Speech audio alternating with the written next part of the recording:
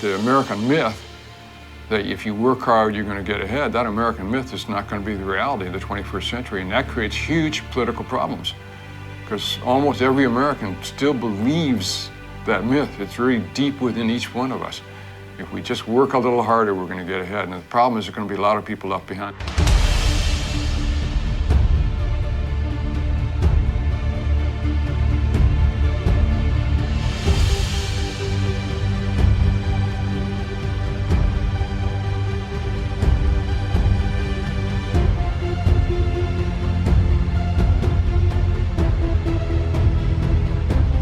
Every day I come to work and I see another computer system performing some function that it hadn't before. And it's eating into the tasks that humans have carried out pretty deep into the intellectual functions. When we took away a lot of the physical functions with the equipment of the 20th century, now that microprocessor is just carrying out a lot of these intellectual tasks. And it's really having a big impact on every labor market here in the United States, every kind of skill.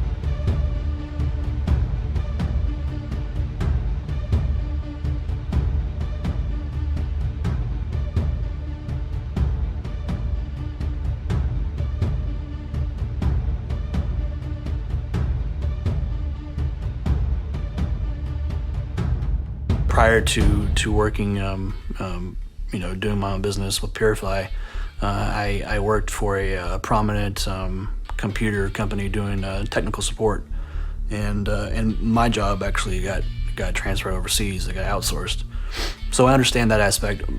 But on the other hand, technology is going to force us to evolve to a standard that we either grow with and change and learn new skills, or we don't.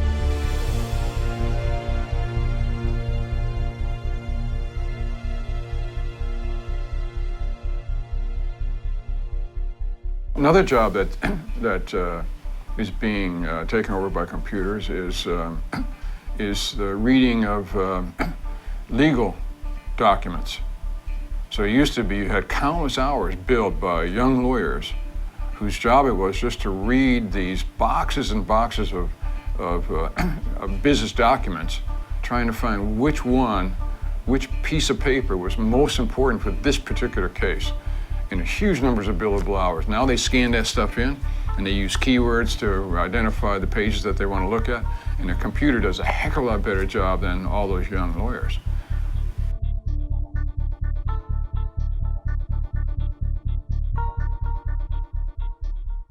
I think the reality is that, the typical what media tells you to do, what our parents' generation tells us to do, is to go to college, then you might probably have to take a student loan, owe tens of thousands, if not hundreds of thousands in debt once you're out. And then they were promised a job at the end of this day.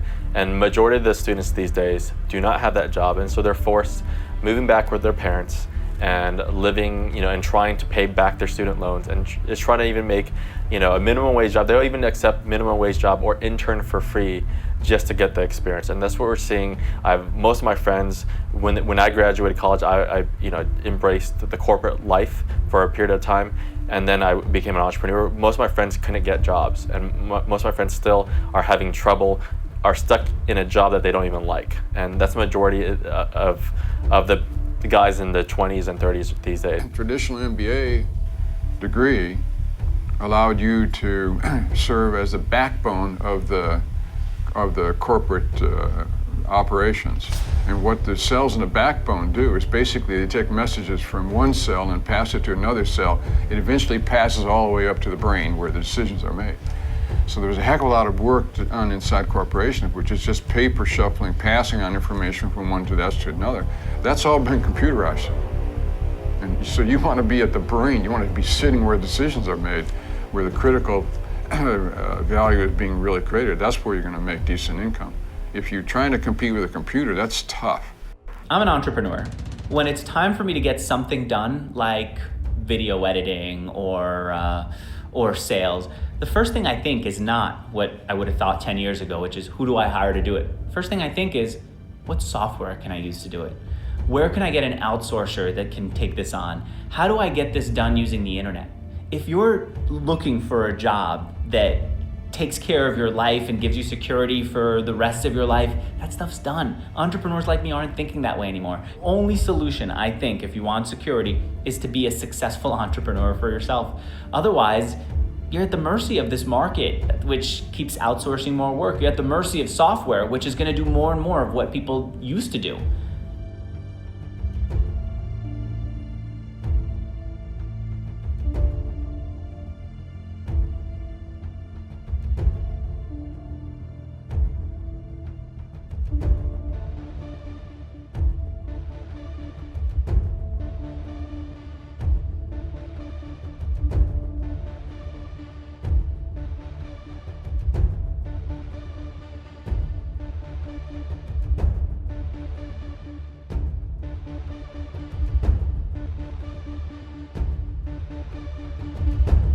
I believe people have to adapt to technology. There's no question about that. I mean, it's you either if you sit on the sideline, you're just gonna be swept away from this wave that's coming.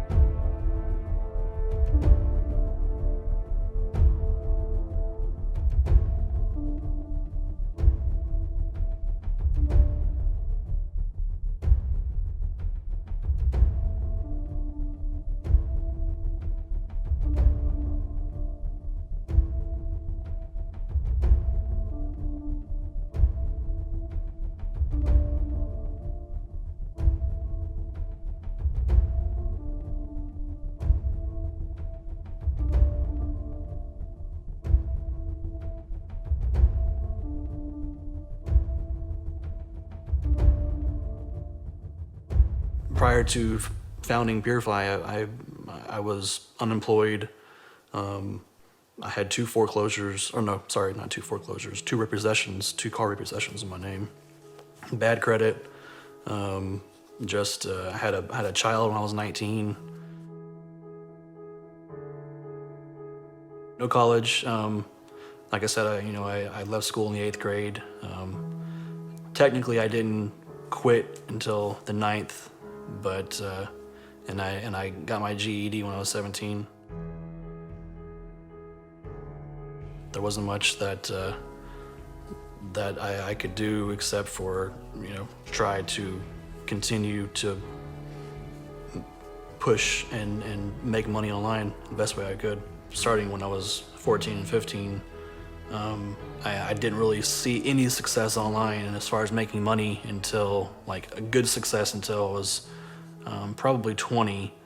One time I made a website and made about 10 grand in the first month, and it was short-lived, but That was my first main success. Both my wife and I were unemployed. I didn't have any money. In fact, I couldn't even afford a domain name.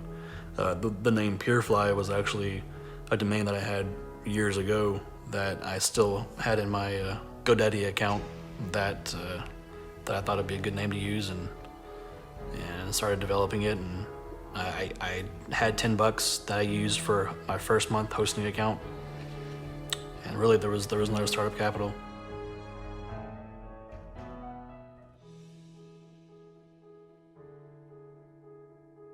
It's funny, my parents, were probably the first to say, "Oh, it's another thing he's doing, another business," and probably my close friends were the same way, because they know who I am. Over the years, I've done everything from multi-level marketing to selling doors to just everything I could do to try to make money on my own. But it wasn't until I started actually bringing in the money and they could see it that, okay, wow, this is for real. He's doing well. The most supportive would be my wife. She met me when I was unemployed, living in a 2-bedroom trailer with a son already, and so she knew me before I am who I am now. So. As soon as we launched the business and money started coming in, she was absolutely ecstatic and supportive, 100%. And then followed by her would be my parents. Whenever I first started Purefly, especially the development aspect of it, I worked 16-hour days. It wasn't up until maybe even a year ago to where I could really start to focus on more on the family, having weekends, having vacations. Now that I've built my business and I have a great group of people who can do all of the tasks that are needed during the day. I was actually last year, I made the top 100 entrepreneurs in America under the age of 30, and got to go to the White House and got a tour and met a bunch of people in Congress, and didn't get to meet the president. He was actually campaigning at the time, but it was an awesome opportunity, and it's actually led me to now being an advisor for the U.S. Chamber of Commerce for small business. The increased financial success, I would say, has directly affected my relationship with my wife, and really people around me, my family and friends. We're no longer obviously struggling paycheck to paycheck, which can cause stress on a relationship, for example. My kids, they'll never do without. They're in private schools. They're getting the best education. My friends, I help even the ones that that aren't as financially fit as I am. I help out in every way I can. Family. My mom, she quit working with the state and now works with us full time as a nanny. It's almost surreal, there's times where I'll sit back and wonder if this is a dream still, but I love every minute of it. Yeah.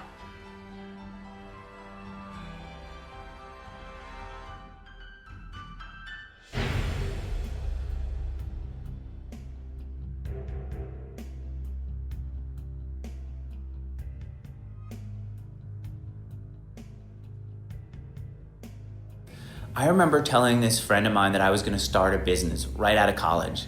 And he goes, really professorial the way that he explained it. He said, "You can't do it. It takes money to make money." You ever hear people with that stupid cliche? They think that they're the first people that ever thought of this truism. In their mind, it's true. It doesn't necessarily take money to build a business. And I've done now 2 businesses with no money and done really well. What did he say once you told him you were successful? I kind of wrote him off.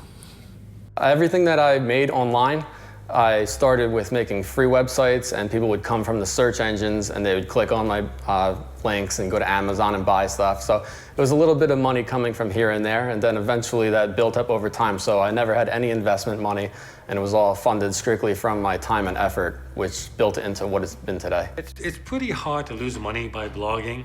The cost of setting one up ranges from free to at the most a couple of $100. Like my blog, which is powered by 2 big dedicated servers. It has an email list of over 100,000 people, it has to be housed and everything. My monthly operating expense to run my site is $1,500. And the funny thing is, people on the internet, when I tell people that, they think that's extremely expensive. Because I don't know, I guess they think internet supposed to be free. It's supposed to be free on the internet. But when you compare my blog to my old business and how much that costs to run versus $1,500 a month to run, $1,500 a month to run a company, to run a $500,000 company. That's really cheap. I interviewed an entrepreneur who does software for creative businesses. And I asked him how he started his business. And he said, I never thought of myself really as an entrepreneur, but I just kept watching people build businesses. And he said to himself, I can do this. So on the side, he slowly built up his software. On the side, he slowly built up a mailing list because he heard that that's what successful entrepreneurs do. They get customers before they actually build their product. On the side, he interacted with these potential customers through email. On the side, he started to understand what they wanted, and he built software based on what they wanted. And when he launched it, he had customers. And he had customers when he launched because he learned from other entrepreneurs. And then he built it up and built it up and built it up. And then one day he walked into his boss and said, I need to leave. I've started my own thing. I build my companies very risk averse. I don't spend thousands of dollars. All my companies are very, very lean, and I pretend like every new company, even though I have the capital to fund it, I pretend like it's my very first company. Time and time again, I'll be at internet marketing conferences and meet with people, and they'll tell me these amazing stories, whether it's the 12-year-old kid who's programming at night and then sells some application to another company for several $100,000, or it's someone who lost their job as a telemarketer and then built their own telemarketing course online and now selling that to other companies. There's so many ways that you can make money online. It has nothing to do with education levels. It all comes down to your drive and passion to create something that sells. I think a year ago we approved an affiliate to work with Purify who was like 85, and they started making money their first month. We've had people join that were 15 and 16 years old. Now they needed to be 18 to legally consent to agreements, so we had them join under their parents. And it's funny because when I first started in the business back in 2009 in Purify, we had 15 and 16-year-olds that were making $10,000, $20,000 a week. It's amazing. Most entrepreneurs, most people who want to get started, I think the problem with most people is that they feel that they have to reinvent this amazing product, or they have to have this amazing service in order to get started. So that's why they're waiting to have this brilliant idea in order to showcase the world, this is my company. And I think the majority of people who are making the type of money that we're making online follow this really simple philosophy: imitate first, innovate later. And what I mean by that, when I say imitate, I don't mean to like steal something and break copyright infringements and none of that stuff. What I'm talking about is imitate business models that are already working online. That's what I do with the majority of my businesses, and that's what makes most of my businesses very, very profitable. I don't go into new markets that I've never, that no one has ever else done. I go into markets that already are proven, and I go in and I innovate it. I make it a little bit better. I develop better converting pages. I develop better packaging and whatnot. And then, but what I do is I imitate the market first and make sure it works, and then before I innovate and spend a lot of time on it.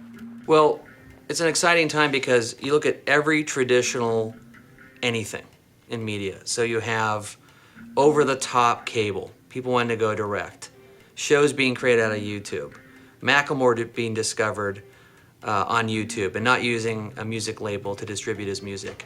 You look at internet stars being found on Twitter and Facebook and getting, in some cases, their own shows on Comedy Central. So really, this is the generation of ideas driving your life. not traditional media companies, not traditional anything. So if you have the will, the creativity, and the drive, you can make it happen. There's no excuse. There's really no excuses anymore.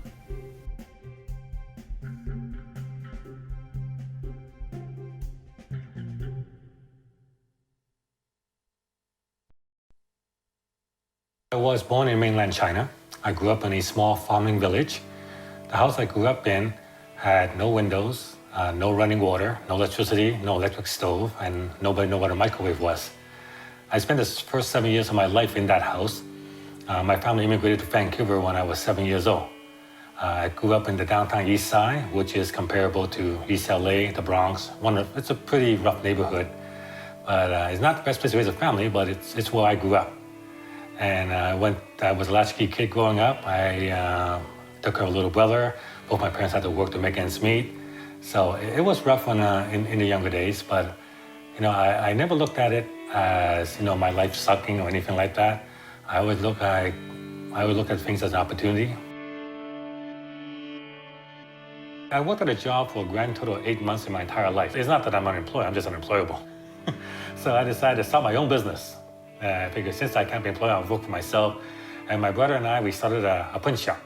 Even though I built it to 2 locations, it was still, never made any significant profits from it. And the hours were just crazy, 6 days a week, sometimes 7, 12-hour days. And I realized that after 10 years of doing that, there's gotta be something better than this.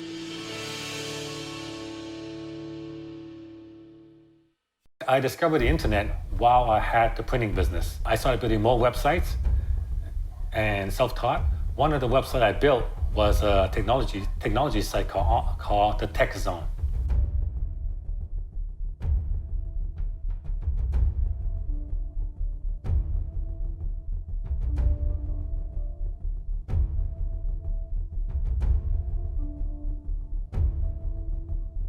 In 2005, that's when I started my blog. The name of the blog was called johnchow.com. The purpose of the blog was to update my friends and family on what's happening in my life. I still have relatives living in Toronto and relatives living in mainland China. So instead of calling each other up, they can log into johnchow.com and see what's happening in life in Vancouver. So the blog allowed me to talk about things that I couldn't talk about in my other sites. On my content site, my tech sites, I had to stick to my vertical. But because johnchow.com was just me, I'm able to talk about anything. So, and one of the things I talked about was how I make money with those content sites. And it was those blog posts that got me my readership for johnchow.com. As blogging got bigger, the questions I was receiving started shifting from how do you make money from content sites to how do you make money by blogging? Like if this is a blog, how do you make money by blog? And so I get people asking me, can you look at my blog and give me some tips? So I shifted the blog post over from how to make money from affiliate sites and content sites to how to make money by blogging. And because I've been internet marketer since 1998, and the marketing that works on a content site or affiliate site also works for blogging. At least that's the theory. It was going great, but then one day I get an email from a blog reader, and the email went somewhere along the lines of, you talk a great talk about making money by blogging, but your blog makes no money. So why should I listen to you? And he was correct. At that time, johnchow.com was a personal blog. It was just meant to update friends and family, and just for me to ramble. And it wasn't meant to make money. I have all these other sites that was making me money. But he had a point. I'm talking about how to make money by blogging, but my blog made no money. So in September of 2006, I decided to turn the blog into an income case study. And what I would do is I would monetize the blog, and at the end of every month, I would post how much traffic the blog got, how much money the blog made, and what I did to make that income. And you can follow along in this case study. And the goal of the case study was to make full-time income with part-time blogging. And I define full-time income as $3,000 per month. I believe that's the average monthly income of a single taxpayer. And I define part-time blogging as 2 hours per day, which was how long I spent updating my blog. I did 1 or 2 blog posts a day. They take about an hour to 2 to do it. From birth, December 2005 to September 2006, the blog made $0. It wasn't a monetized blog. In September 2006, the first month that johnchow.com was a monetized blog, it made, I think, $352.12. So $350. 4 months later, I hit the $3,000 per month goal. And instead of stopping the case study, I decided to keep it going and ask the question, how much can I make if I really try to monetize a blog, if I revamp the site with the goal of just making as much money as possible? So the case study continued, and the blog income kept going up. And within 2 years, it was up to $40,000 per month.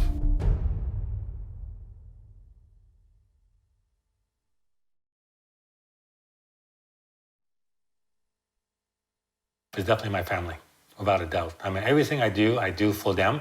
As a matter of fact, if had I not got married, had I not met my wife, and she's the number one reason why I am successful today. Right? And because a lot of people ask me, what's the number one reason for your success? And I can tell you right now, it's my wife. She's my biggest cheerleader. She's not an internet marketer. She doesn't know anything about that.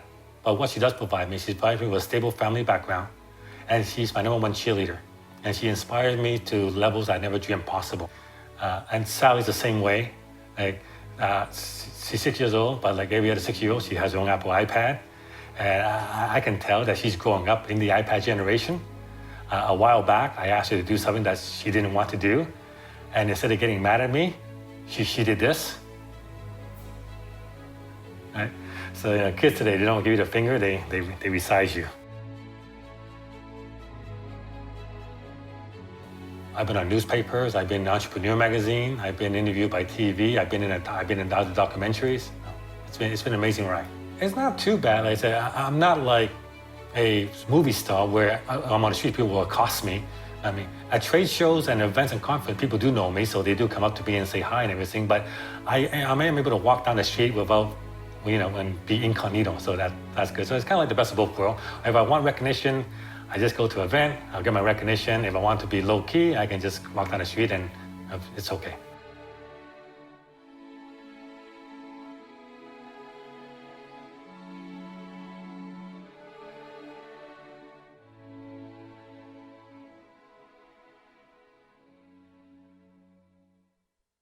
Younger workers are going to have much more of a driver's seat view of the world. And if they're technical, if they're creative, and they know how to do things like online marketing, it's going to be a really cool place.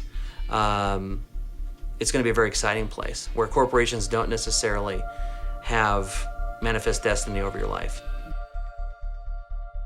The way I structure the blog's income, most of the blog's income is actually passive income. Like I get paid for stuff I did a long time ago. An example of that is some of the affiliate relationships I built up. The publisher or the advertiser pays me a monthly residual. An example of this would be Aweber. They're my mailing list, they're my email list provider. And when I recommend bloggers to sign up to Aweber, I get 30% of their bill. And that's for life.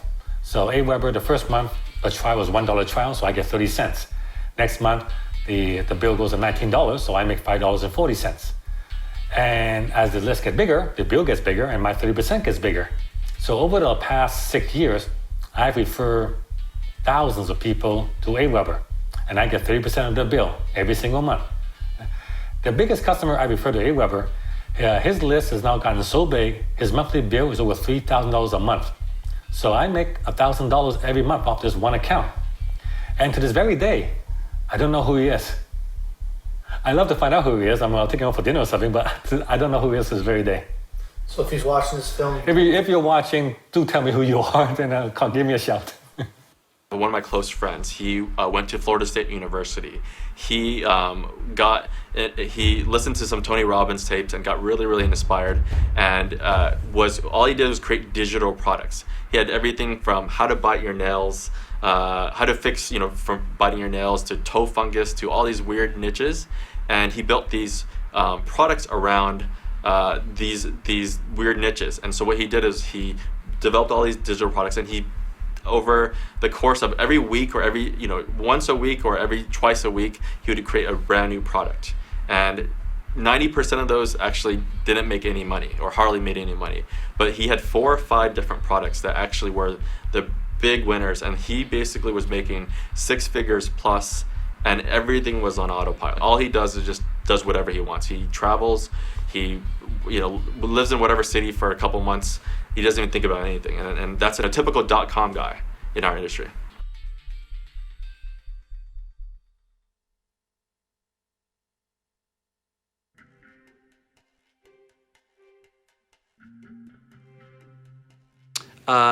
Personal improvement in terms of fitness, so biceps, abs, running faster. In terms of other types of fitness, weight loss, losing cellulite. And for healthy eating, paleo diet, organic cooking, those types of topics are the top items on our platform. I make my money from advertising. I mostly use AdSense. I have a rather unique contract with Google where I have my own rep and things like that. My health site is one of the larger health sites on the web. So what Google will do is they'll say, here's 10 of our best and most trafficked, highest trafficked sites in health. And then Jillian Michaels comes to advertise with them, and they'll say, here's our 10 sites, take a look at them. If these work for you, you buy a package. So that's what she does. Same thing with Weight Watchers, same thing with Carnival Cruises. They do it, they handle these little packages of these places, or these sites. My site will be in there, and that's how I make the majority of my money. Generally, I never take the middle ground. I'm usually always one extreme one end or extreme the other end. So I'm controversial. So controversy creates traffic, drives traffic. And I'm always constantly looking for a way to position myself as an expert and getting free press. One of the best way to become an expert, and the best piece of advice I ever got to position myself as an expert, was to write a book. If you go to a search engine or something and type in something like how to make money online, you could eventually end up on my website, or lots of people link to my content. Because what I do is I provide articles that people are looking for information on. So I'll write out the whole process, they'll come to the website, and if I'm showing them how to make money online, what they might want to do is create their first ad campaign. So I'll walk them through the steps on how to create Facebook ads or ads in the search engines, and then I'll redirect them to the ad networks that will help them make money with offers that they can promote. And then I would get a kickback from possibly the ad network. And through this method, I've been able to send over $3 million in new business to other ad networks just from people coming to my website. So that means people are really coming to ZachJohnson.com and learning how to make money, implementing it, and really starting their own business on the internet. I look and see what people are searching for. A lot of it is just the words that come down when I search for something. Or I'll use some software, some keyword research software, and just see what people are searching for. And then rather than just kind of take that and then create a post around it, I kind of try and ask myself, what are they really searching for? And then I'll search for that myself and see what comes up, and then I'll search for it again, and then I'll search for some phrases that compare to it. I get into it. It's a risk-free approach. So instead of a company going out and spending $1 million in advertising, hoping to see a return, they can get that return first and then pay for the money because they're paying for it after it's conversion type basis. It's based on sales and leads and actions. Affiliate marketing industry has been growing every single year. It did not experience the recession actually. During the recession, it actually grew.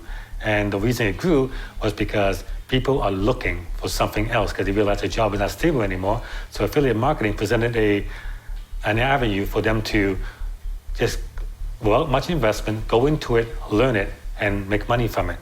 So the industry, while the rest of the industry was suffering during the recession, affiliate marketing grew during that time. And I go to Affiliate Summit, and the next one is in August, and it's going to be the biggest one yet.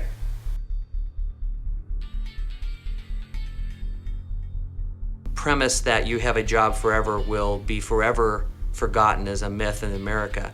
And I do think that it's up to the individual now to paint their own path forward. And I think that means we're all going to be fractional workers. We're going to have multiple things we do to earn cash flow for our business, our lives, and our personal well-being. And maybe online marketing is a component to that. Maybe it's an ancillary income stream. But really the power is going to change towards the worker, but the worker is going to have much more of a dichotomy view of how they take care of themselves. You have sites that are competing sites. Well, I don't believe in competition, because when was the last time you researched something on the web and you only looked for one article on it? If you're looking for something, you're looking for it from multiple sources, multiple information, more data. You want so many different channels coming at you. You want to have as much information on that as possible. So that means there's a lot of information out there needed. We have a deficit of information still, and it's going to be that way forever. So I think that there's a way that everybody could be able to do whatever they want. And I think that the internet is, like I said, it's just giving us all that first opportunity, the first time in history that we've been able to have that opportunity.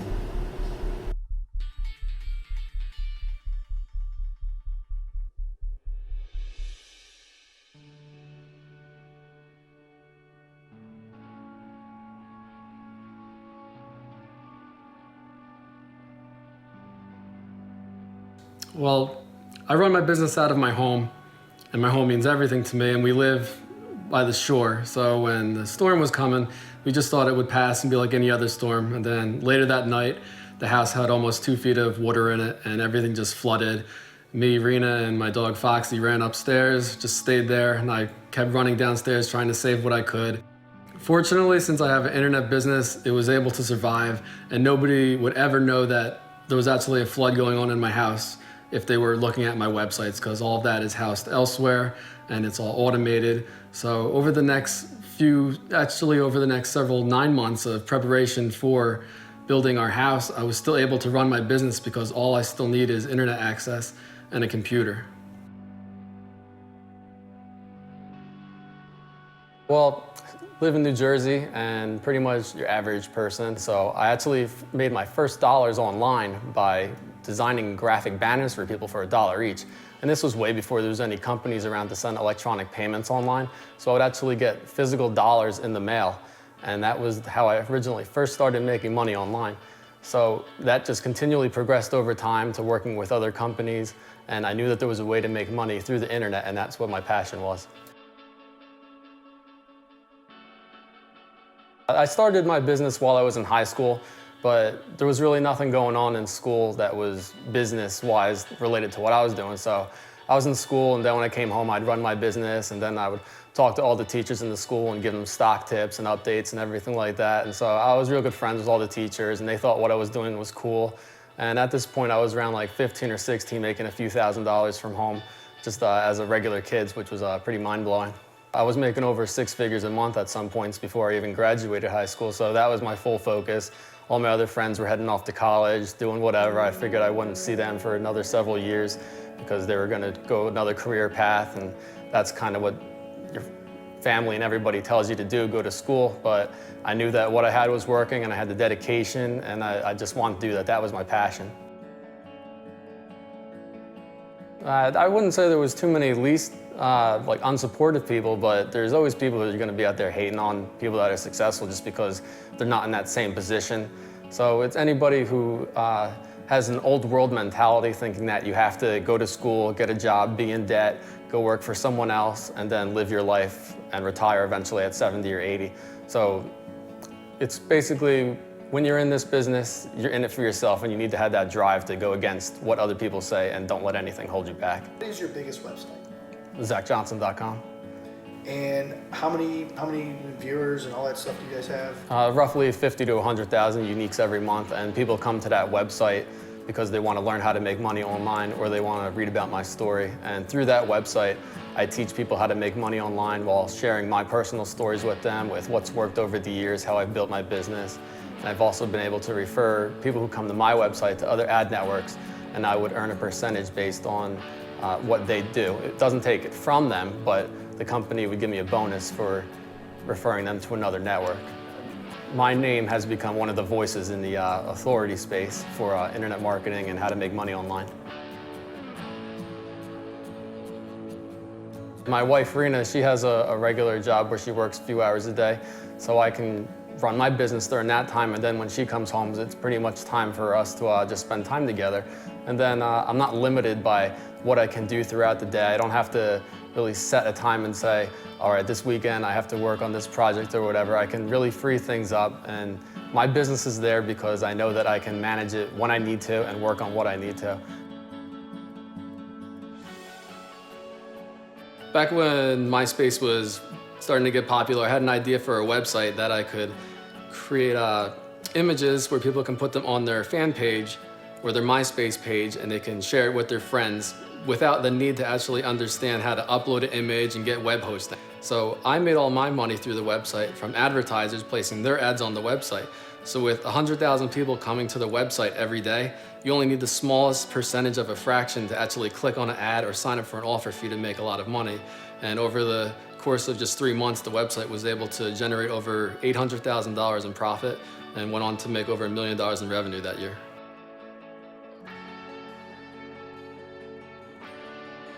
One of the hugest benefits to having ZachJohnson.com was really putting my name out there and getting attention. This is how I got onto ABC News and Fox News, because they saw my stories and they said, he's an authority in this space, so let's get him on TV. And it's also about having a community of people who really support you and are there for you. Because I just recently won a contest where I was voted top blogger, and I have thousands of fans all around the world and they voted for me, so I'm going to be getting an all-expense paid trip to Miami. I've also won trips to Dominican Republic, lots of stuff that the average person would never have the opportunity to do. So blogging and getting your name out there, in addition to affiliate marketing, it's changed everything.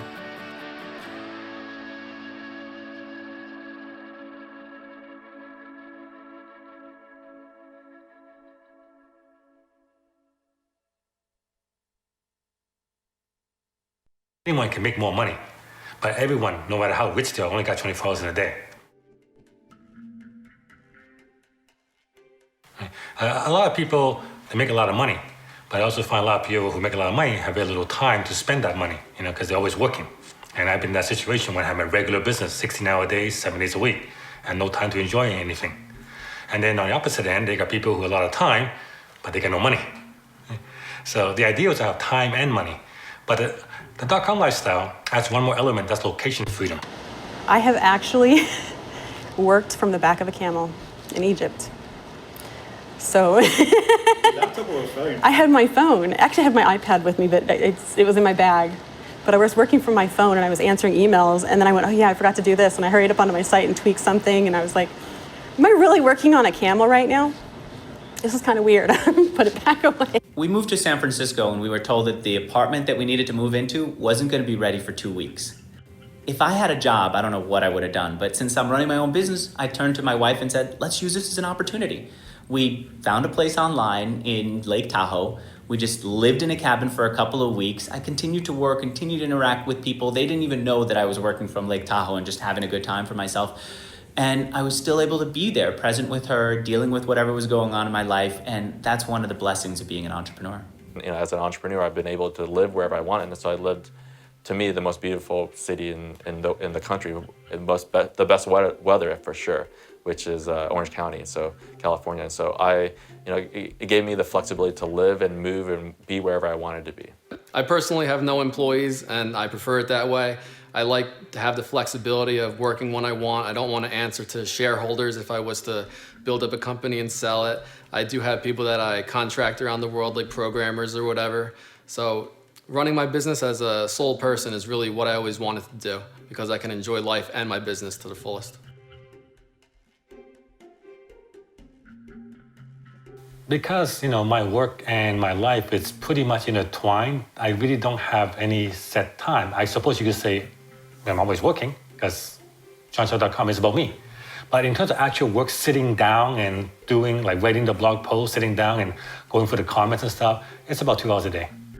When I started PureFly, we were living in Gainesville in the city, and neither of us, me or my wife, grew up in the city. We were both grown up in the country in a small town. And I think now that we've moved out of the city, right now we're sitting on quite a bit of land, and we just enjoy the outdoors. We enjoy the country. We enjoy being able to go out at night and look up and see stars. My wife wanted us to move to Argentina for a year. No problem. I don't have to check with the boss. I don't have to be at a specific office. I just took my computer, moved to Argentina, and worked from there. Before Sally went to school, we were actually traveling for 100 days of the entire year. So there was 1 year We would spend 3 months in China, and even behind the Great Firewall of China, I was able to break through and make money blogging. Very spontaneous. I rarely book my flight more than a few days before I leave, and it doesn't matter if I'm wherever I'm going in the world. A friend of mine and I just picked up and decided to go try tango lessons in Argentina last month. Just picked up and went. It was great. I didn't have to call my boss and ask her, can I go to Argentina this month? A few weeks ago, my wife put together this work dinner at the last minute, and she said, it would mean a lot to me if you can come to the dinner and be there and talk to people and have them get to know you. And I looked at my calendar. I saw that I had a couple of things going on, but it was easy to reschedule them and be there for her. I walked around, got to meet her friends. Today, now we're tighter with their friends because we got to meet them as a couple. It's one of the best parts about being an entrepreneur. Your time is your own. While my house was flooded and everything was destroyed, houses are getting knocked down, my internet business is still running the way it is. We even had to move into an apartment for a while, and I just had a small kitchen table, and that's where I ran my business for about 6 months. My daughter has grown up with both parents in the house. And to her, this is perfectly normal. When growing up, she thought everyone had both parents in the house. It wasn't until she started school that she found out that most parents are not in the house. In fact, that most of her friends were raised by daycare. She didn't know that. And it's something that I wanted to provide for her.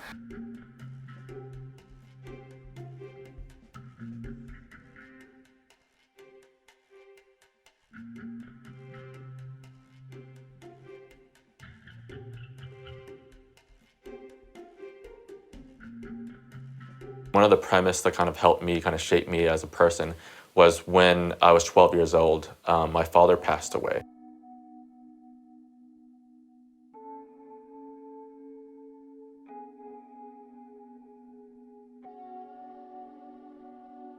Where I had this moment with God, where this is the day after my father passed away.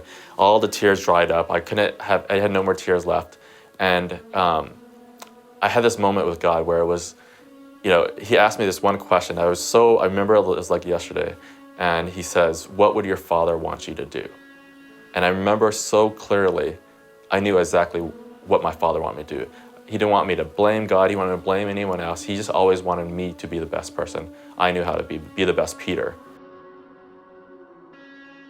We were maybe we were never poor, I would say. We weren't rich either. We were maybe a lower middle class. We always had food on the table. My mother worked really, really hard. And so after my father passed away, my mother worked 2 full-time jobs, 2 40-hour jobs, so working 80 hours, single mother, raising us. And I saw that, for 3 or 4 years, my mother did that. She never complained. She just worked 80-hour jobs. Plus, sometimes on the weekends, she would work overtime. And so seeing that every single day, taught me the work ethic, taught me, and she was doing a hard, $10 an hour job. So I started my first company when I was 19 years old. It was called WizNotes. WizNotes was a tutoring company. So I was actually really good at math and knew how to tutor people. And so I started my first company with a partner, Antonio. A year later, I started my next company, which was a marketing and printing service. I was well known in college as an entrepreneur and all that stuff, and I had this public failure. And what happened was we put a lot of our eggs in one basket with this one client. And I won't say who the client is, but this client basically stopped paying us. And so at that point, I could have done one of 2 things. Go back as an entrepreneur and try that, or I said I can give corporate America a try.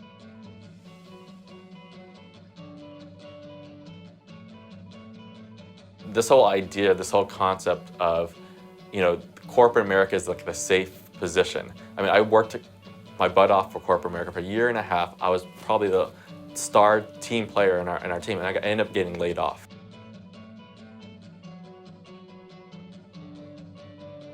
After I got laid off, I had a tough decision set. One thing I said, I didn't want to get back in the corporate work. So I started back as a freelancer, and I said I wanted to be consultant. I wanted to be consultant and choose the type of clients I wanted to have. Because I actually found a Craigslist ad for this guy who wanted this new internet startup. And so that's where I interviewed for that job, and it was like $150K salary, which is a great, nice salary for a startup. So I took the job, even though I said I didn't want to work for anyone. But to me, it was a new startup. what ended up happening is for the next 3.5 months, I learned a lot of the insider secrets and all that stuff where people were selling thousands of products a day and doing it in a big way.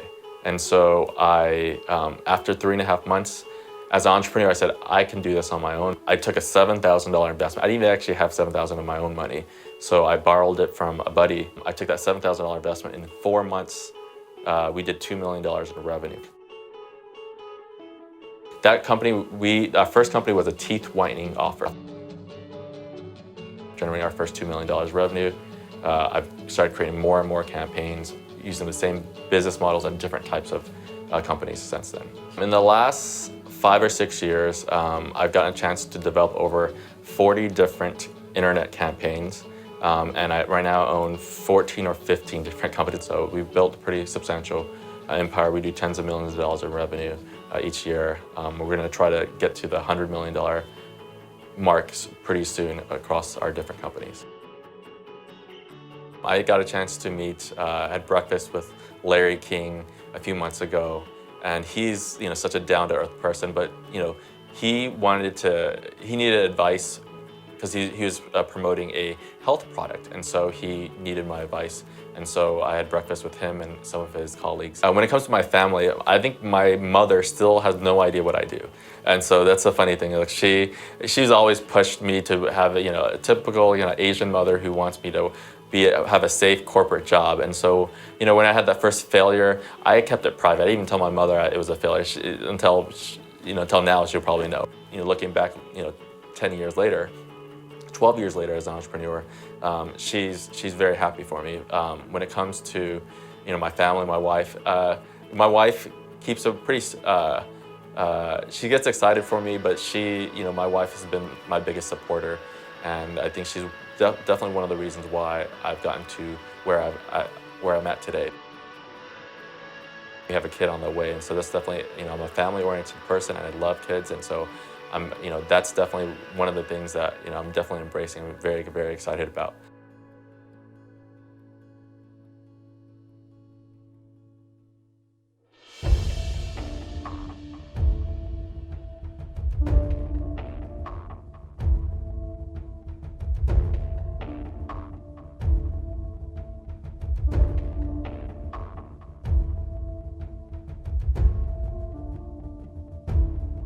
His name is Timothy Sykes, and he's a short seller. That's what he does. He short stocks. Like he sells stocks and then buys them back at a lower price. That's what he does.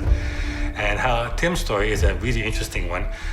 When he was 18 years old, he convinced his parents to give him his bar mitzvah gift money so he can invest it in the stock market. And his parents thought that, okay, we'll give it to you. They figured he'll just lose it all, but at least he'll learn the value of a dollar. So instead of losing the money, Tim turned this $13,000 and change into $2.1 million in 4 years. And then he started a hedge fund. He wrote a book about it. So he wrote a book about how he started a hedge fund. And that's when he contacted me when he first published his book. He asked me to help him promote it. And he sent me copies of his book, and I read his story. It's an amazing story. I mean, $13,000, $2 million is an amazing story. And I told Tim, I go, Tim, you should definitely start a blog about this, because you have a talent. You have an investment talent. You definitely need to start a blog about it. And he basically said, teach me. You teach me to start a blog, I'll teach you to short stocks. So we kind of exchanged in that. So I taught Tim how to start his blog, and timothysykes.com is his blog. And his blog, well, I'll say it this way. Tim still makes about $10,000 to $30,000 a month trading stocks. His blog this year will make over $5 million.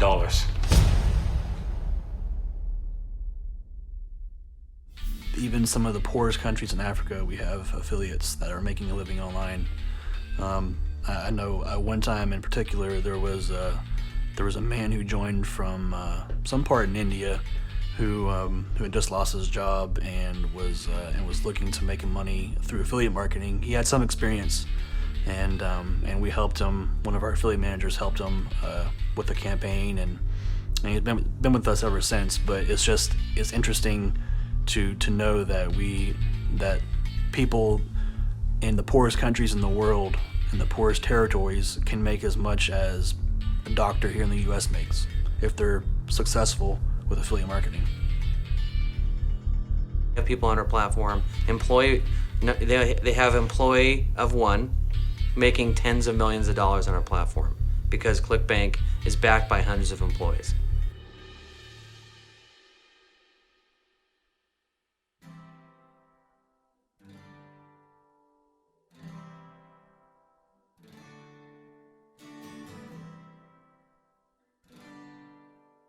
I had that idea of, the thing while competing as a bodybuilder, I had always been collecting recipes and creating my own recipes, make my my bland food taste good.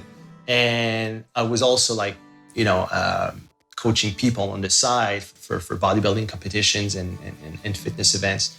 And I was always giving away, good recipes to go with the diets, and people liked it. I was like, well, listen, here's a real solution. And it's like, I'm going to launch a cookbook and I'm going to launch a website, and I want to call it The Muscle Cook. That's how I started. I got $3,000 left in my bank account right now. Not even on my bank account. I had zero on my bank account, and I was $7,000 in my $10,000 line of credit. And listen, it's either it's going to work or it's not going to work. And I remember the sales were coming in like crazy. I was like, I couldn't believe it, right? The conversion rate was insane. And from the time I pretty much overnight went from making no money online or very little money to 5 figures, and I was like, wow, I just made $10,000. And then, I was launching that internally with my little list. And so I went on and launched a second cookbook, which was branded with my wife for females and fat loss. And I offered it to the affiliates to promote.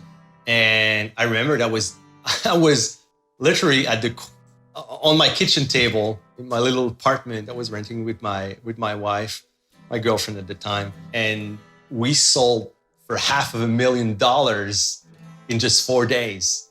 That was the most insane thing I've ever done. I was like, I looked at my wife, I was like, we're good. So my business is an affiliate based business in a way where I have products that affiliates sell or promote, and I give them obviously a big share of the profits because they are promoting and sending their audience to buy my product. So I have a big pool of affiliates promoting my products. I have about 3,000 affiliates right now, and they are promoting my 2 main products.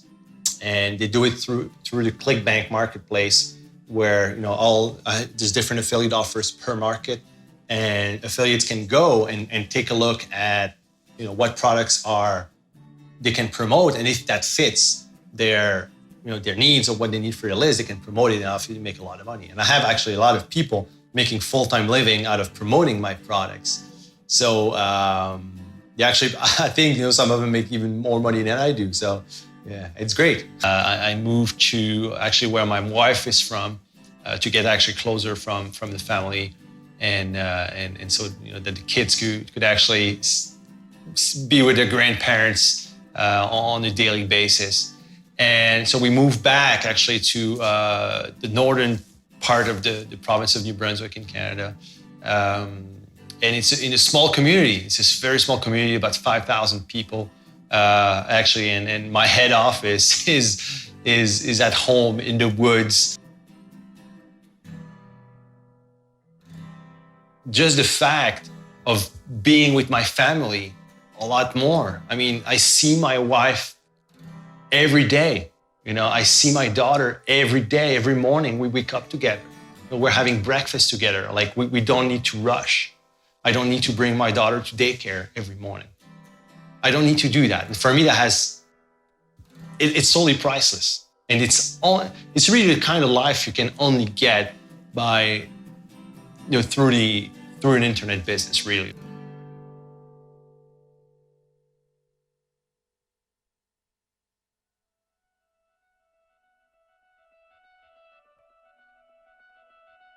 I grew up in Orange County, California. I went to high school in New Mexico, and I went to Rutgers University on the East Coast for school. I was finished with school and I was working in the corporate world, thought I was going to go up the corporate ladder, wanted to go into philanthropy and PR. It didn't take me very long to realize it just wasn't making me happy. I did not like getting up at 6 in the morning and catching the train, and did not like having to deal with all the corporate stuff, that just wasn't for me. So I had gone to Puerto Vallarta with my grandmother and I loved it. And I decided, you know what, I need something to feed my soul. I'm gonna go back. I gave away almost everything that I owned and moved down to Puerto Vallarta. Well, and when I moved to Puerto Vallarta, I was working in PR. I was doing some more freelance stuff and helping people with their, some graphic design stuff, things like that. But it still wasn't what I wanted. I actually had this pivotal moment, this just defining moment that was incredible to me. I was walking down Los Altos Street, this famous street, right, in Puerto Vallarta, the cobblestones. I remember my feet on these cobblestones. I'm walking home from a particularly difficult client, and I stopped, and I thought, this isn't what I want. This isn't why I moved down here. This isn't what I came down here for. This isn't the life that I just left behind, just to come here and do the same thing. And I stopped and I thought, you know what, okay, now that I know what I don't want, I want to know what I do want. And I started thinking about this and I thought, if I could have anything in the world, what would it be? And I thought, wow, I want to be able to travel the world. I want to be able to sleep till noon if I want to. I want to be able to spend time with my family. I want to be able to buy my parents a house if I want to. I want to be able to travel the world. I want to have experiences. I just want this amazing life. And I literally stood in the street for about an hour and went on this rant in my head about all these things that I wanted. And when I was done, I stood there and I went, you know what, from now on, I'm not settling for anything else. And I walked back to my condo and I thought, wow, what am I gonna do that's gonna fit all of these things that I want and none of the stuff that I don't want? And I thought, well, there's people working online that are doing making some money, and came across a few of them. There wasn't anybody that was making too much blogging or anything. Blogging was a very new thing. But I thought, you know what, I've always been a really good writer. Let me give it a try. And my friends laughed when I said I was moving to Puerto Vallarta and I was going to try blogging. One of them actually told me that she had thought I'd lost my mind. I wasn't very good at balancing my life when I first started. I worked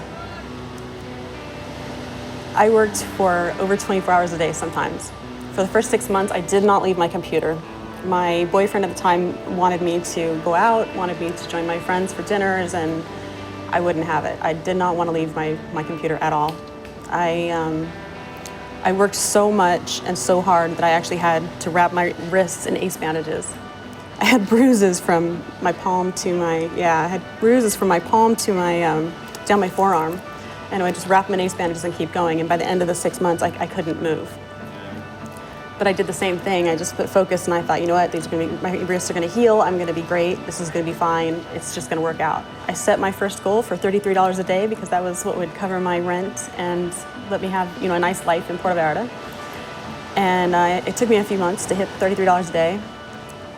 It took me another month to hit $66 a day, and I just kept doubling the numbers.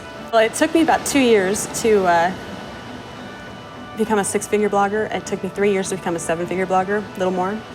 And at that point, just before I hit 7 figures, I had told myself when I hit that number, I'll go take a year, I'll go on hiatus and travel the world. And that 1 year turned into 3 years.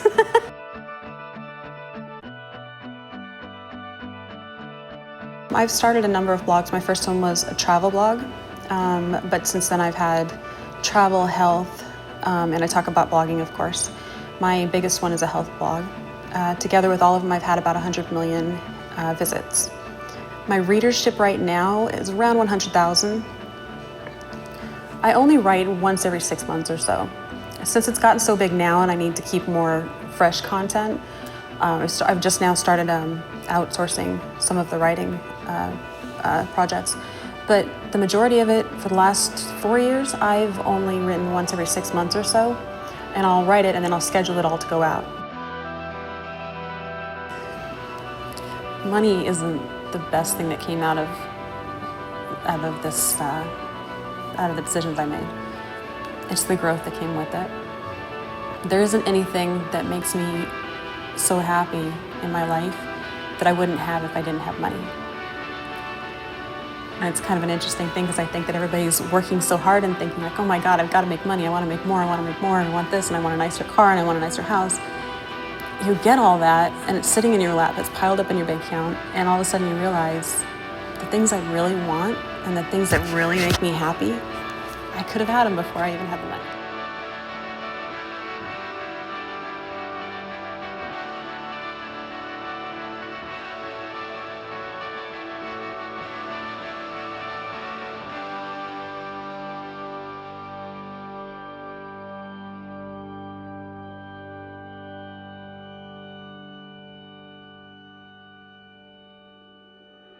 Someone came up to me, I forgot his name, but he said he got started in blogging and affiliate marketing because of me, and he's a full-time affiliate marketer now.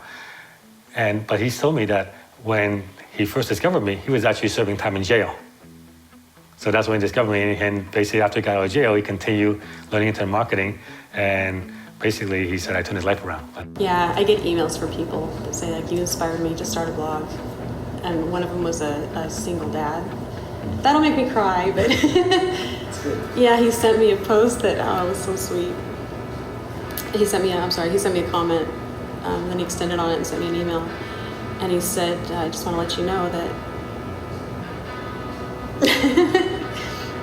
well, make me cry. He sent me a post just telling me that he lost his wife and that he kind of felt like he lost his way. He started blogging and started some internet marketing endeavors and became very successful.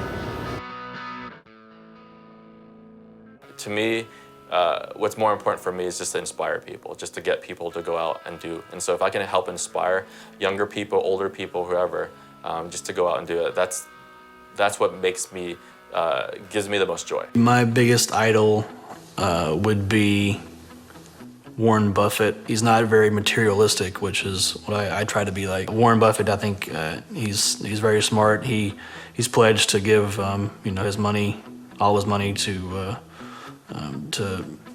good causes after he dies, and that's something that I'd like to do. Make sure my family's set and give my money away.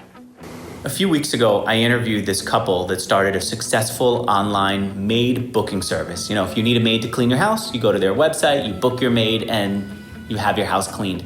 And they were successful with this business, and I wanted them to talk about how they did it. Well, as we were talking, I said, I want to Google your name, like in my inbox. So I searched my Gmail box, and I found emails that they sent me from back when they were starting out. And I said, tell me about where you were when you sent me those emails. He said, Andrew, at the time, we were maids. We ourselves were cleaning doors, cleaning houses.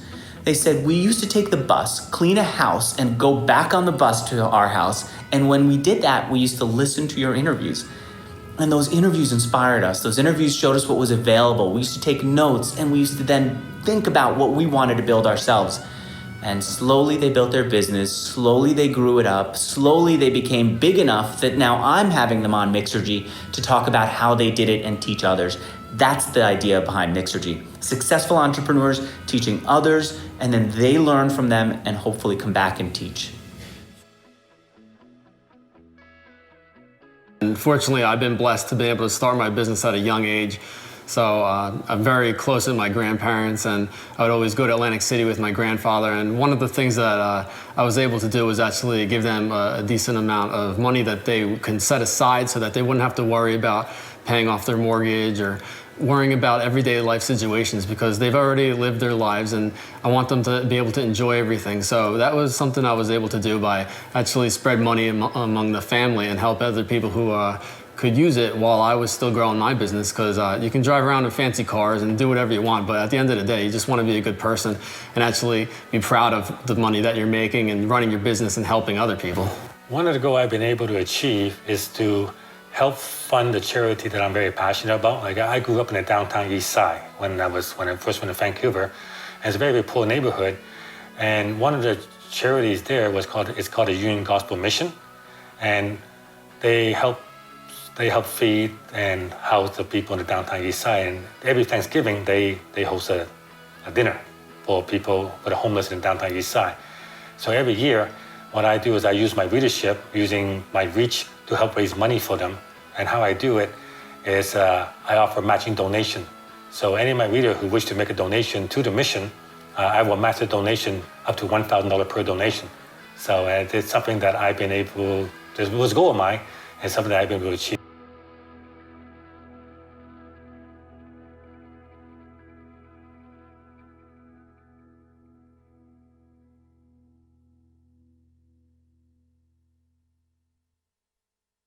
I got started as an entrepreneur in elementary school. I was selling little pieces of candy that I bought from the candy store, and I just took them around to other students and I said, do you want to buy this piece of candy for 10 cents? And they bought it and they were happy with it, and then the teacher came over and discovered what I was doing and shut me down. And that's the way they kept treating entrepreneurship the whole time I was in school. If you wanted to express your entrepreneurial instincts, they were going to shut you down like you were a criminal. When I was in college, I tried all kinds of businesses and none of them took off. Partially because, frankly, I didn't have the guts to stand up at that time and say, I'm an entrepreneur. First big success was my brother and I did this online newsletter. We would give you a different inspirational quote every day via email, a different piece of trivia where we would teach you things like, why is it called a hamburger if it doesn't include any ham in it? We sent it out, people subscribed, and we just kept growing and growing it, and the revenue came from advertising. The Mixergy that is today, I started maybe 4 years ago. Mixergy is a site where proven entrepreneurs teach how they built their businesses. They do it via interviews where I sit and I ask them to tell their stories, and through courses where they basically turn on their computer screen and walk us step by step through how they do what they do best. I kind of started foolishly. See, I had this money from a business that I sold before, and so I thought, I know everything. I know how to build a business, and I have enough money to make any one of my ideas happen. So I took money and I invested it in developers, I invested it in all kinds of resources, and I just kept building it up and building it up and building it up and spending hundreds of thousands of dollars, and nobody cared. Nobody was excited about it. And I eventually had to shut that down. And what I learned from that was that if you have a lot of money, it often means that you're disconnected from your customer, because you don't have to say, do you like this? Do you like it enough to pay for it? Well, if you do, pay me for it, and then I'll use that money and reinvest it and grow the business. My company, profitable, growing from year to year, took less than $100 to launch. I mean, we're talking about free software for publishing, hosting that cost me, I think at the time was like $89. Maybe I even got it for free for the first year through some kind of package, and that's it. After that, all you have to do is just publish and promote, publish and promote. It's not expensive at all. Like just about everyone else, when I grew up, I used to watch TV, I used to listen to the radio, and I used to think, you know what, I'd like to do that, but something a little bit more useful, more business oriented, more inspiring than what's on the radio and TV. But I kept thinking, you can never do that. I mean, think about all the things you have to go through. First of all, someone has to bless you and say, yes, you can be on television. Yes, you have the right to be on radio, number one. Number two, you can't really experiment because they have all this equipment, they have all this setup, they have all this infrastructure and expenses, so you have to play it safe. And third, if you want to go independent, think about all you have to do. Pay for a studio, pay for cameras, pay for lighting, pay for microphone, pay for so many things. Same thing if you want to even record for the radio. You have to have a studio built so that you can do it.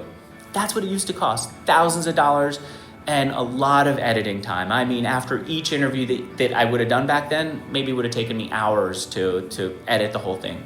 Today, it's on my computer, it costs less than a couple $100, and it takes no time at all to record and to edit and post online for, I think, an even bigger audience than I would have had with television back then.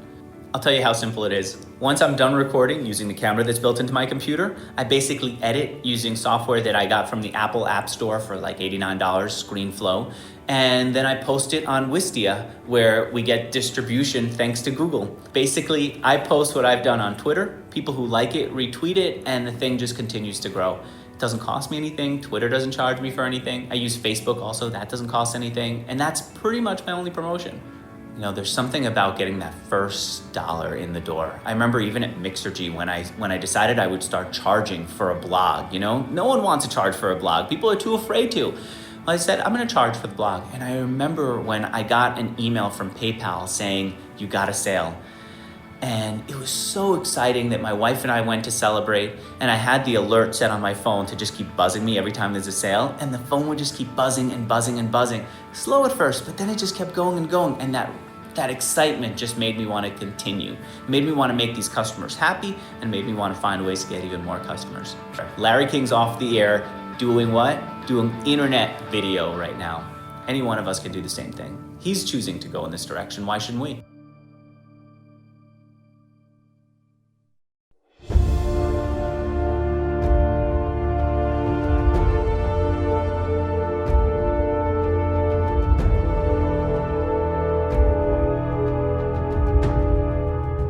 There is a structural change in the economy when it comes to the middle class, for instance. Middle class, typically they work a 9-to-5 job, they get paid, work for a big company, and then they have this very, very safe job. And many of them are getting laid off. We have this jobless recovery that I don't think that there's going to be enough jobs to support the amount of people who need to work. And so entrepreneurship is definitely a rise that we've never ever seen in our economy. I'm only 30 years old, so I can't really speak in previous years, but I've never seen, and then from what I've read and from people, in previous generations, what they're telling me is, entrepreneur is definitely on the rise, and I think it's going to continue to be on the rise. We'll see more and more small businesses run and operate and make an honest living, a very good and safe living, but then also have the freedom to do what they want to do.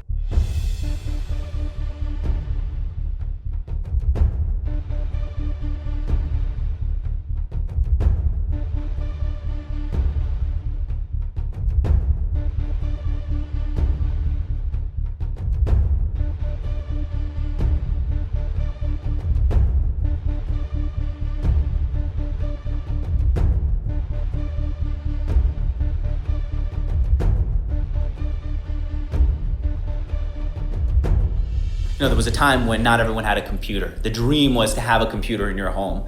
And it seemed a little ridiculous to aspire to have a computer, but today's pretty obvious. People have it, it's accessible.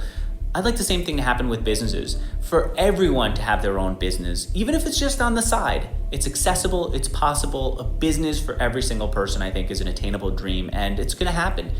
The middle class is gonna have it, and everyone else too.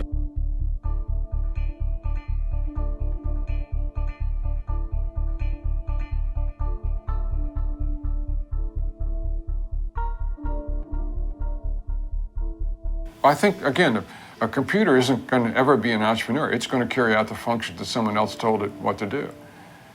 So we got to get each of these individuals has to bring an attitude to the workforce. And an entrepreneurial attitude is ideal whether you're an entrepreneur or inside a company too. Entrepreneurial means that you change the way the company operates. You help it become better. You do that inside a company or outside. So I think entrepreneurial attitude is essential in the 21st century.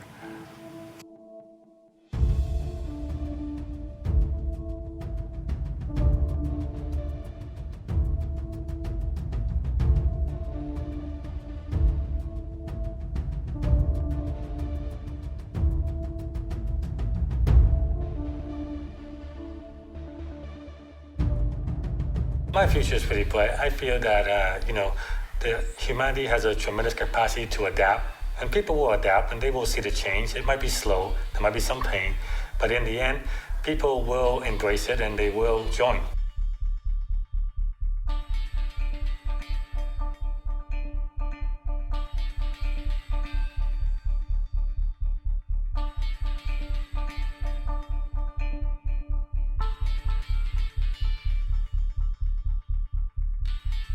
In the future, technology is just going to keep taking over. Google's going to keep creating products that are going to change our lives, just like all the other companies out there.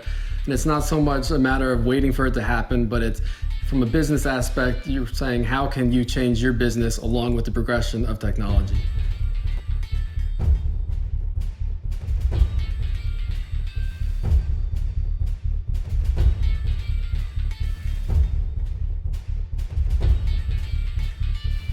I'm really eager to see what happens. I see now so many people are talking about the economy, failing and so many things happening. But there's a lot of us that are making so much money from the internet and we're hardly working. It's just so simple. but I think also it's a lot of that perspective. So I think a lot of people are opening their minds to that. They're opening their minds to the possibilities, and that alone is such an empowering approach to life. So who knows what that's going to shift. This is the first time in history where every person on the planet has the ability to have a voice.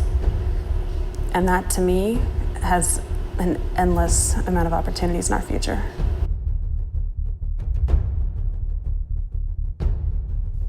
Either economies are going to change because of technology, societies are going to change because of technology. I believe that, computers are getting smaller and faster and better. The internet's going to move to a more mobile-based system. Wherever we go, wherever we look, we'll be connected. And it's a good thing. If the internet was a person, it'd probably win the Nobel Peace Prize because it brings together the world.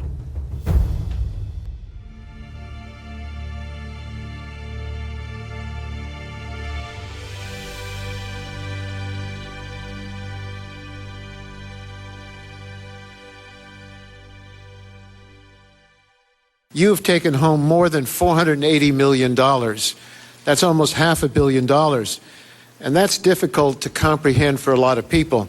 Your company is now bankrupt. Our economy is in a state of crisis. But you get to keep $480 million. I have a very basic question for you. Is this fair?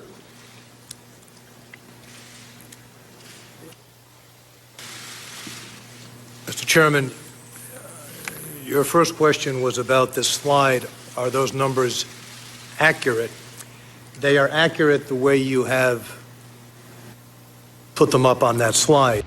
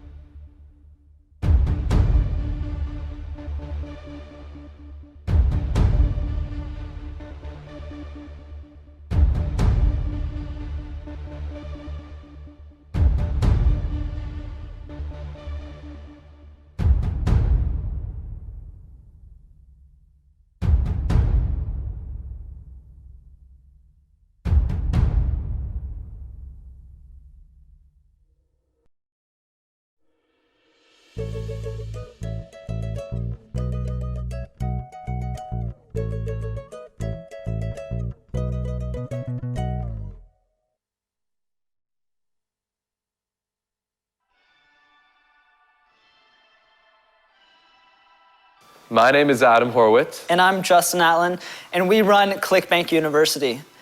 Before we tell you about that and how that's completely revolutionizing the way people learn how to build a business online, I think it's important that you kind of know, our story, because that has helped us get to where we are now. And I think that, if you understand the obstacles and the path that we follow and how we're going to give you the kind of proven path that we've taken, I think you'll have a much better chance at success.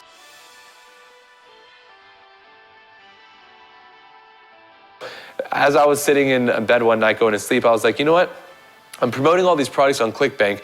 These are all information courses, whether it's health and fitness, dating, one of the ones that I was promoting was a chicken coop, how to build a chicken coop. I was like, well, why can't I build a course and teach people how to do mobile marketing, video training, step by step? That way I do the work once, because I was lazy at the time, do the work once, and then I can make sales over and over again. And I did that. I created over 100+ training videos, and I packaged it all together. I put it on ClickBank, and I sent it to my dad, and my dad basically sent it to his friends who were interested. And, I was expecting to make, maybe a total of 30, 40 sales, maybe a couple $1,000s, if that, with this product called Mobile Monopoly that I created. And what happened was it absolutely went viral. Friends of friends sent it to people, and ClickBank has a very viral component to it because the affiliates on ClickBank are a huge part of why products become so successful. When a product comes on ClickBank that's a hot new product that people can promote, and if it converts for them, the product rises in the ClickBank marketplace, and all of a sudden more affiliates jump on. It's like a snowball effect. More and more people jump on until the snowball is huge. And that's exactly what happened. I actually remember waking up the next morning. It was like 8:30 a.m. and I pulled an all-nighter the night before because I wanted to make sure my product was ready for when I released it to send to everyone. And I woke up the next morning to I think it was like $60-something thousand in my ClickBank account. So from there, it kept going that week, and I ended up clearing $1 million with my ClickBank product on mobile marketing, and I wasn't even 18 yet. I was absolutely mind blown. I had no idea what was even happening.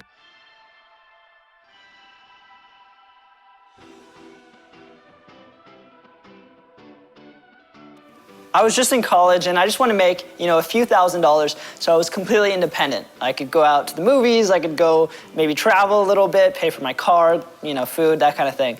And so I found affiliate marketing, and I realized that a lot of people are looking at YouTube for reviews, right? They're saying, is this product good? Am I actually gonna lose weight with this product? Am I actually gonna be able to, jump higher with this product, or whatever the products were?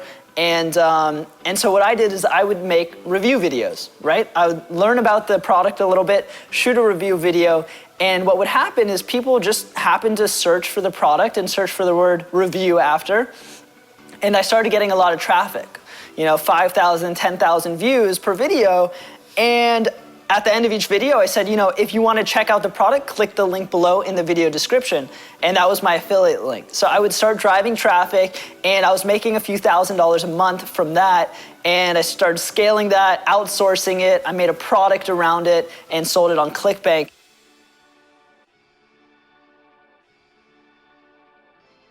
And that's exactly why we made ClickBank University. It's to make sure that you see from us exactly how we did it. And a big issue that I had with traditional education is, you're going to school to learn business or entrepreneurship or marketing, and you're getting taught by instructors who teach, right? They don't have their own businesses because they probably wouldn't be teaching right there. And that's just so mind-blowing to me that there's such a disconnect there. And with ClickBank University, what we made sure is that the instructors in there, are super successful at what they do. Like, that's why we are, the main instructors in there. And when you have everything that kind of we've set up, like the path to follow, the training, the tools, the software, so you can easily package everything and make your own website really easily and accept payments and all that cool stuff with a few clicks, that's really cool. But you also have the support system. We have a community. We have, live trainings every single week where you can ask us questions. You can actually go inside ClickBank University and message me, which is kind of cool too. Definitely, and that's the goal with ClickBank University, to give everyone that platform and give everyone the guidelines to actually find success online. Because when we got started online, we did not have that, and we struggled with a lot of things. But if you put the effort into it, then this is the time right now that there's no reason you shouldn't find success online with, all the things that are out there right at your fingertips.